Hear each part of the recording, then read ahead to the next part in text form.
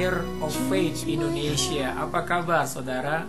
Saya berdoa untuk kehidupan doa saudara yang setia kembali ke channel ini untuk terus menerus mengalami pertumbuhan dalam kehidupan doa saudara. Sebab apakah kehidupan iman kita tanpa perjalanan intim melalui doa kita kepada Bapa di surga tiap-tiap hari.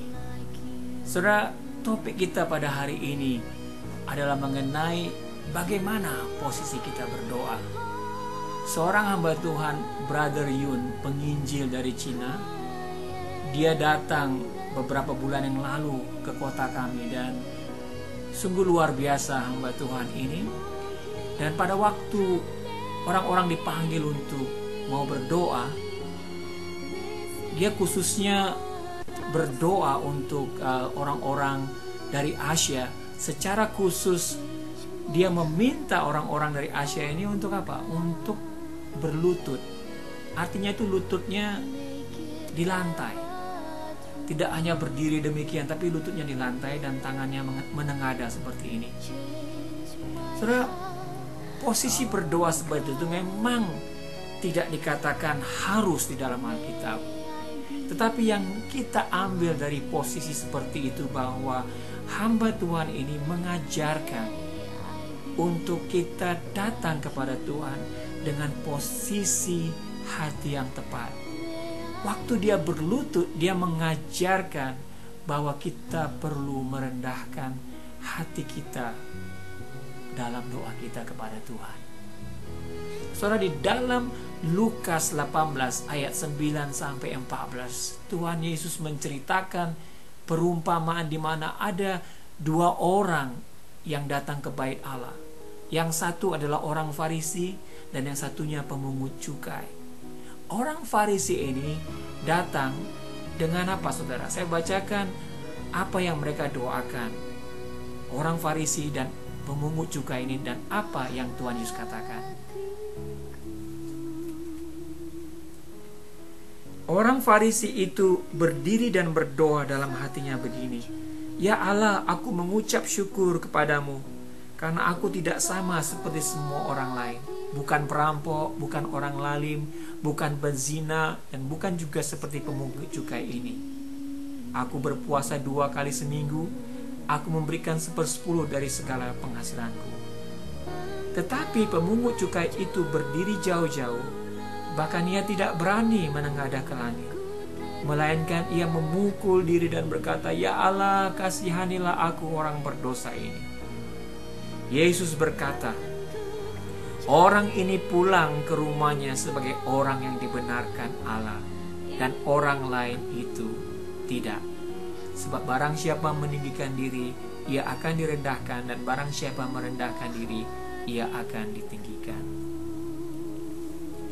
Saudara, Tuhan Yesus mengajarkan orang Farisi ini telah berdoa dengan mengandalkan statusnya yang lebih baik daripada orang-orang lain. Sedangkan orang atau pemungut cukai ini datang kepada Tuhan dengan mengandalkan kemurahan Tuhan, belas kasih Tuhan, kebesaran Tuhan. Perbedaannya, saudara, yang satu mengandalkan kemampuan diri sendiri, usaha diri sendiri, sedangkan yang lain datang mengandalkan Tuhan. Nah, sikap hati kita menentukan apakah kita dijawab doanya atau tidak. Sebab di ayat selanjutnya Tuhan Yesus katakan, pemungut cukai ini dibenarkan di hadapan Tuhan. Luar biasa, saudara. Yang kita inginkan dari ribuan bahkan mungkin jutaan kali kita berdoa, yang kita inginkan adalah doa kita dibenarkan, doa kita diterima, doa kita dijawab oleh Tuhan. Amin. Kuncinya adalah memiliki posisi hati yang tepat pada waktu kita berdoa. Posisi di mana kita mengandalkan Tuhan, bukan mengandalkan kemampuan, status kita, apa yang sudah kita lakukan, baik itu dalam pelayanan atau baik itu apa yang sudah kita lakukan terhadap orang lain dan sebagainya. Melainkan setiap kali kita berdoa, kita mengandalkan Tuhan, kemampuannya, kekuatannya, kebesarannya, pengampunannya. Kadang-kadang, saudara, pada waktu kita berdoa, yang menunjukkan kita mengandalkan Tuhan adalah seperti sikap ini. Tuhan, aku datang, ini aku. Berbicaralah kepadaku, tuntunlah aku, ampunilah aku. Mengandalkan Tuhan. Saudara, bagaimana bagi orang yang serba berkecukupan? Tentunya sulit ya, kalau kita sudah punya rumah, keluarga yang baik, mobil, banyak tanah dan sebagainya. Sulit untuk berdoa. Karena apa? Karena kita pada saat itu tidak membutuhkan apa-apa. Tidak ada yang sakit, tidak ada yang berkekurangan.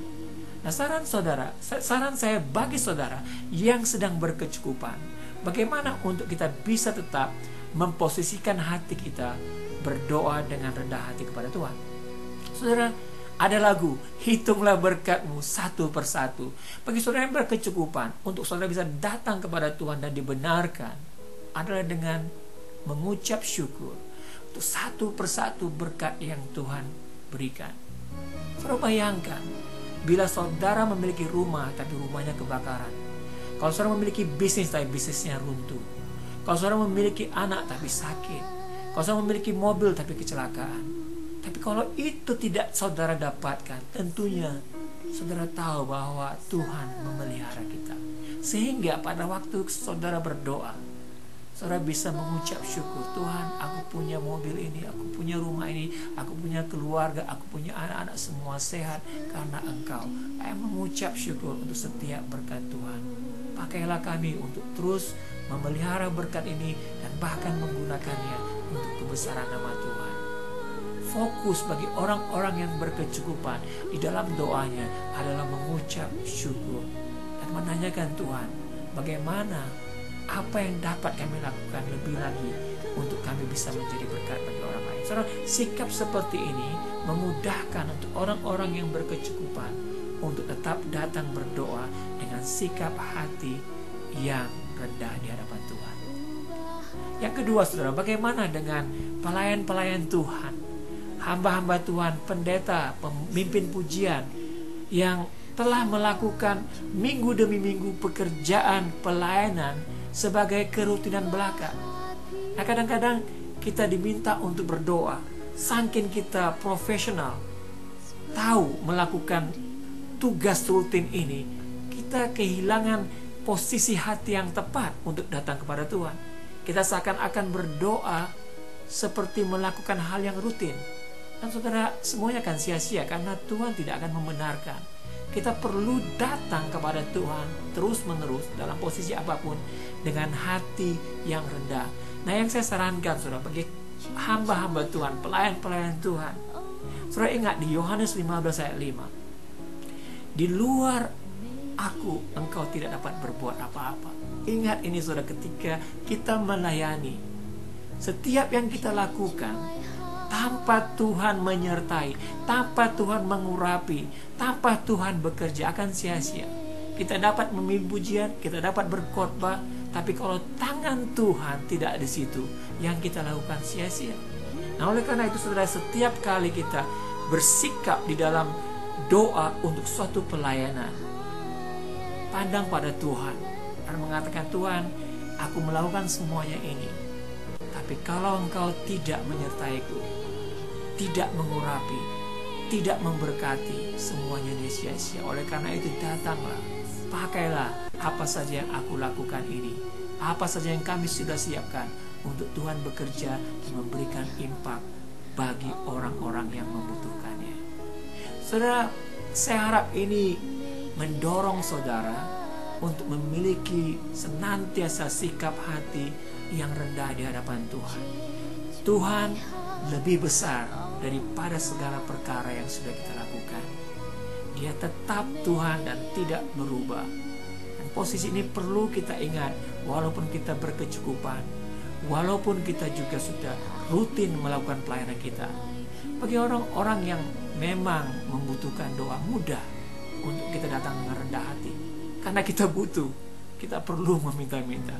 Tapi yang dibutuhkan adalah orang-orang yang berkecukupan, orang-orang yang sudah melayani secara rutin, baik itu gereja yang bertumbuh, pelayanan yang bertumbuh dan sebagainya. Kita tetap, saudara, saya ingatkan untuk datang berdoa dengan hati yang tepat. Supaya apa?